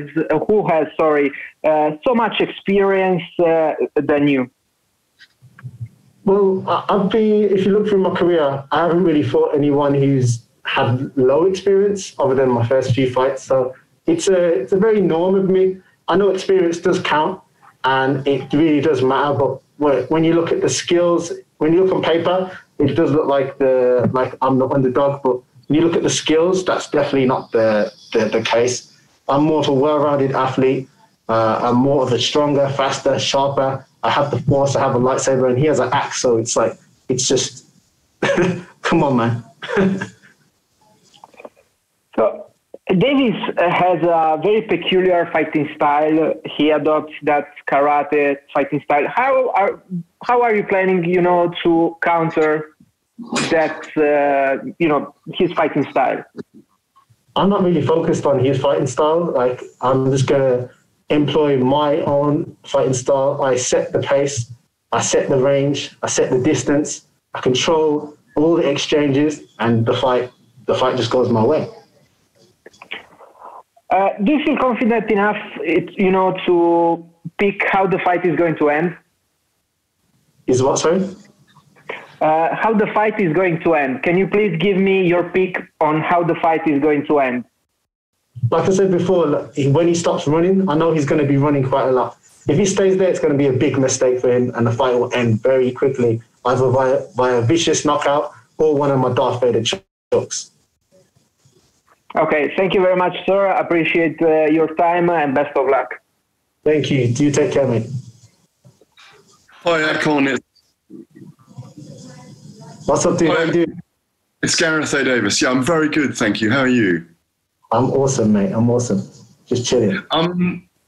One of the stories just mentioned for lockdown about the boxer. Could I just ask his name, please? Pete. I can't remember his last name. Pete. Would like to find out who that is, because obviously that will have, it's a single martial art the boxers do. It will have really sharpened your stand-up skills, which will benefit you against Davis, won't it? Yes, massively. He struggles with boxers. He struggles with people getting close range. He definitely his last few fights where the guys were just coming forward, and I wouldn't even say it was intelligent pressure. It was just pressure, and he struggled a lot. Like, he was meant to put them guys away, but they took him the distance. They landed a few right hands, landed a few kicks, and when I get in there, it's going to be a vicious story.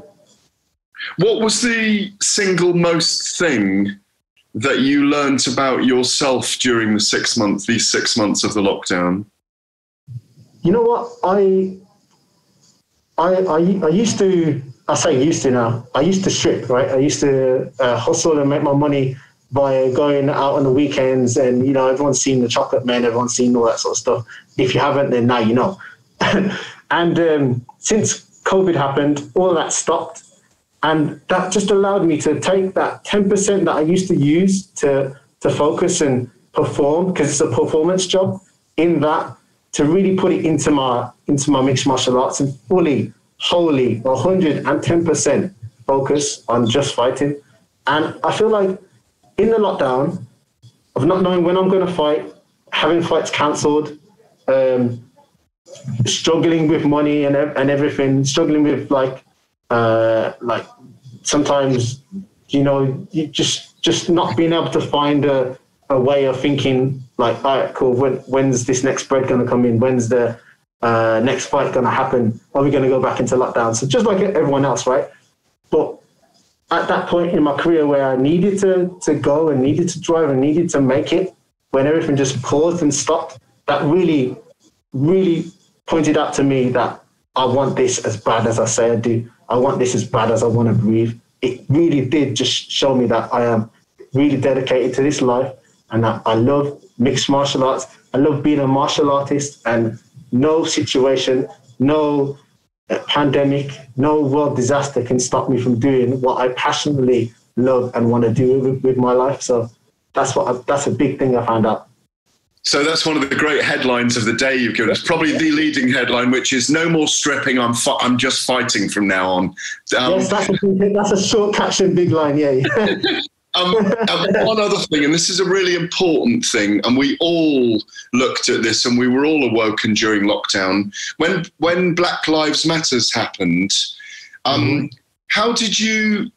What I'm interested in is in our sphere. Because having been around fight sports a very long time, like I'm really old, I've been around it 30 years.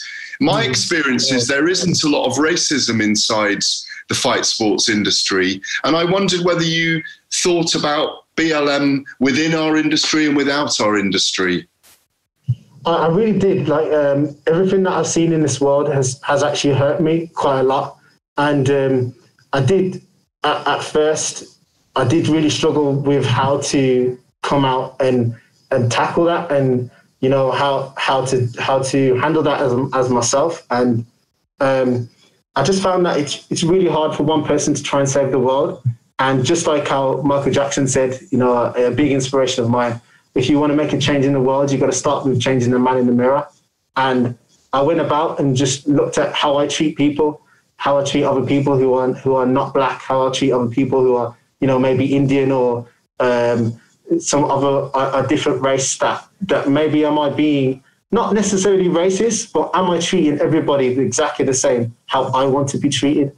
And I guess that's just the theme that I stuck with, and something that just used and helped to improve my relationships in life, and helped to just improve the bubble around me, and hopefully I can inspire people around, and being on a massive platform like Bellator can definitely help me to inspire people to be more nicer to each other. And obviously the fight game is you see us going at it and all that sort of stuff, but somewhere, somehow, people will see the true colours of you. And if you just treat everybody how you like to be treated in the general public, in the general world, regardless of race, colour, sex, gender, then I feel like we'll make a big leap forward as a humanity. That's a great answer, my brother. Thank you very much for your honesty. Thank you. Man, and Black Lives Matter. Mm-hmm. Thank you. Thank you very much. All right, thank you very much, Akonne. Appreciate your time. Thank you. We'll be joined shortly by Aleksandra Plamenova.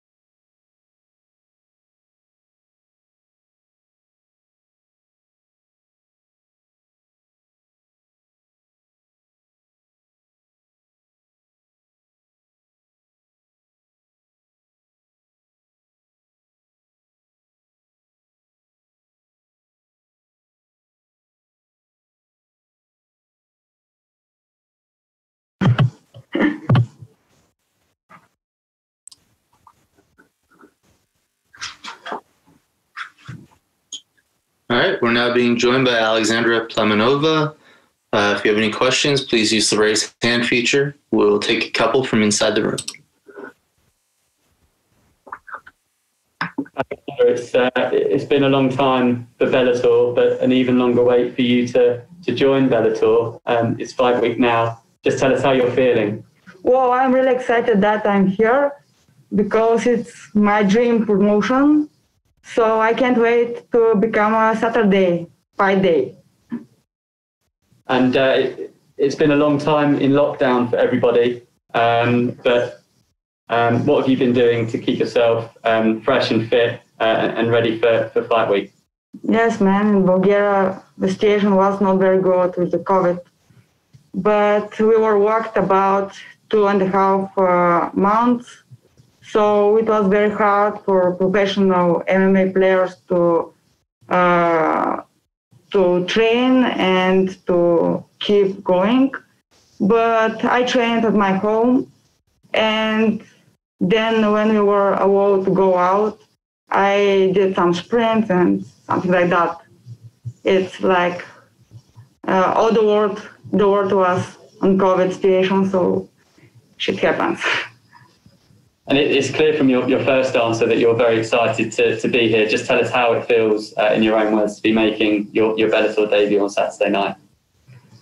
Oh, I'm very excited and I'm feeling wonderful because here all the people are which care for the fighter, and maybe I feel calm this time, and I'm well prepared, and I think that it will be a great debut for me because it's my dream.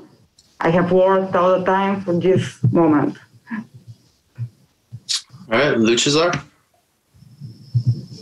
Александра, привет, Лъчезар Тодоров от Боец.bg. Благодаря. Подготвил съм няколко въпроса. Hello, Aleksandra. So, Saturday night you're making history with your Bellator debut, being the first Bulgarian female fighter that is fighting under the Bellator banner. What does this mean for you? Well, I'm very proud that I'm Bulgarian, and I have 3 gold medals on IMF, 1 world, 2 Europeans, and I think that's chance to show the world that Bulgarians are very great fighters. So yes, indeed. Proud that I will represent our flag. Your opponent, Chiara Penko, she's an Italian. They say home advantage is always huge in combat sports, even in times like this where there are no fans. You have any worries in that regard? For this question, no, because every time I'm fighting with people who are from the country I'm so I don't care. Seriously? At all, yes. I know that all the people from Bulgaria are behind me, so it's on my mind. You're damn right. She has a total of 4 wins, and all of them are via submission. Do you pay attention to stuff like that, and how much does it matter what she's good at in regards for your game plan?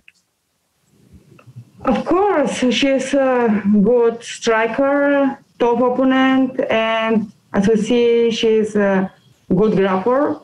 But I also believe on myself, on my grappling, and on my strategy, because we are both prepared. So now it's time for strategies, and we will show what he can.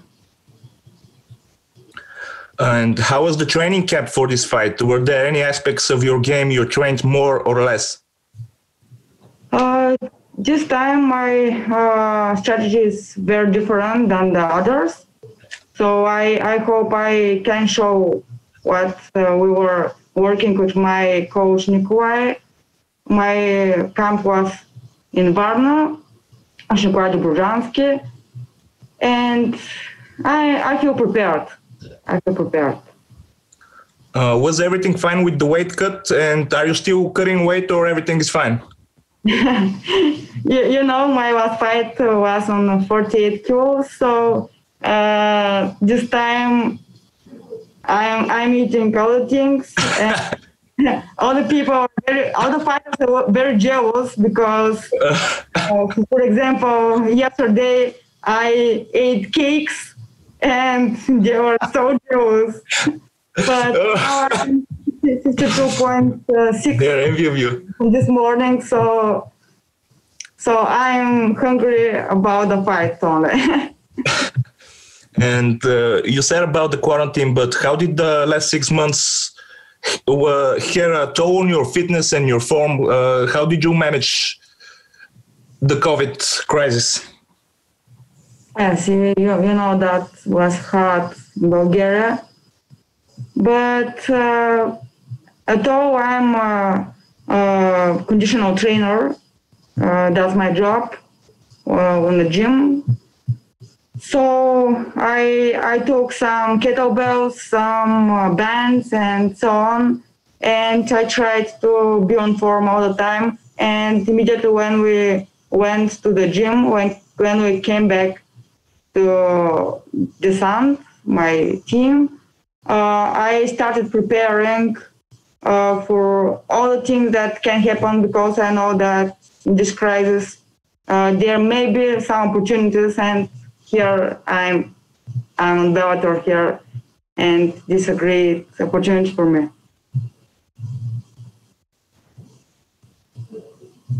All right, Gareth. Hi, Aleksandra. Gareth A. Davis from The Telegraph in London and TalkSport Radio and Channel 5. How are you? Fine, thank you. Good. Can I ask, first of all, could you clarify, you said you was it 3 gold medals? Yeah. In MMA in Bulgaria? Yeah, IMF. First was 2015 European Championship at Birmingham. Second gold medal was, there were 3 in a row. Second was in Las Vegas World Championship. And the third one was 2016 also in Prague, Czech Republic, European gold. And this fight's at strawweight, but that wasn't at strawweight, no? Yes. I have my IMF amateur career was on strawweight. Yeah. Then I have 2 fights 48 and 2 fights 20 strawweight. So now I just not cutting weight, but I feel good. In my knowledge, forgive my ignorance, in my knowledge of Bulgaria, it's like in Olympic sports, it's always been very strong in things like wrestling and weightlifting, sports like that. Is MMA a new thing in Bulgaria? Is it small? Is it growing? How is it in Bulgaria? Could you tell us? Here, maybe the last 2 years is growing because we have more knowledge, and when we are watching UFC, Bellator, and these great events, we can learn from them. So also a lot of people from America, or United States, and from Brazil come to do a camps here, so we can teach by them. And are you one of very few elite female fighters from Bulgaria? Is it very small and growing? Do you want to be a role model in that sense to help the sport to grow?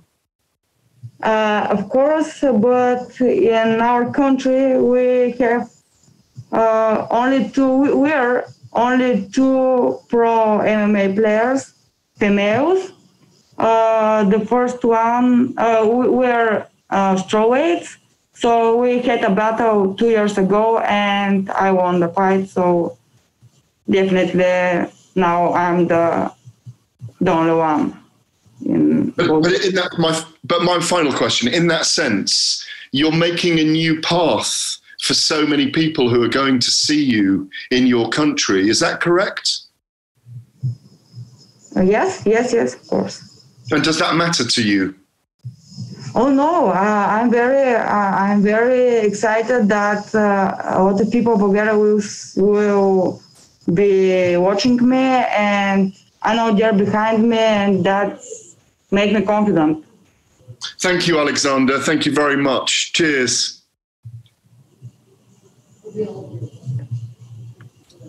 All right, our last question will go to Tudor Leonte. Hello, Aleksandra. It's a pleasure to finally meet you. I wanted to ask you, first of all, how are you? How are you generally? I'm great. I'm feeling very great here. They're caring about me. What are your thoughts about Chiarapenko? Did you study her? What do you expect from her? Stuff like this. Chiara is a tough opponent, as I say it. So I think she will be well prepared because it's on Bellator there are no weak opponents though. So she's maybe more striker than grappler. What I saw from her fights. So I think that it will be a good fight. Watch. I will watch it for sure. You had an amazing run in your amateur career. You won several medals in IMF. Do you think that your experience, your previous experience, will be a factor in this fight? Will be a factor? I don't know. Maybe because for me that is a great experience because I was fighting in front of a lot of people that I don't know, and I think that she will be a little nervous about that, but don't know. And last one, you fought at atomweight, you fought at strawweight. Do you struggle in general to find the opponents at atomweight, given that you said that your natural weight category is atomweight? Are you having difficulties in finding opponents, and this is why you are choosing to fight at strawweight? Yes, although it's very hard to find opponents 48 kilos, especially here in Europe. But I think that when I don't cut weight, it's also good for me because I feel calm and it's a matter of strategy. But here, the chance is very great. Sorry, last one. If you win, are you planning to stay at strawweight, or are you planning to drop again at atomweight in future? Although maybe I would choose to be a strawweight for the future. Thank you very much. Best of luck for your fight. Thank you. Goodbye. Thank you, everybody, for joining us. Thank you, Aleksandra. That concludes today's session, and appreciate your time.